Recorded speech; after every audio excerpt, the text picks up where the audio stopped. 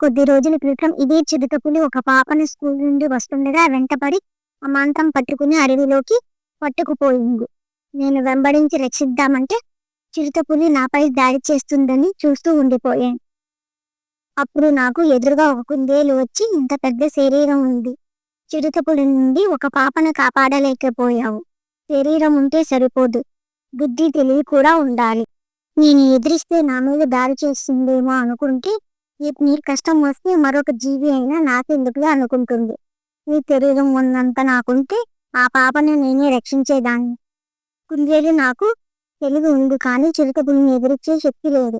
ఆ మాటలకు నాకు చాలా బాధ కలిగించాయి. అయ్యో, నా బలం ముందు చిరుతపులిని ఎదిరించలేనా? నా వల్ల ఆ పాప ప్రాణాలు బలిచ్చాను అని అప్పటి నుంచి ఎవరికైనా సహాయం చేయడం మొదలుపెట్టాను. కుందేలు మాటలు నాకు చాలా జ్ఞానం నేర్పాయి. అలా సుమతిని ఇంటి దగ్గర వదిలిపెట్టాను. ప్లీజ్ సబ్స్క్రైబ్ చేసుకోండి.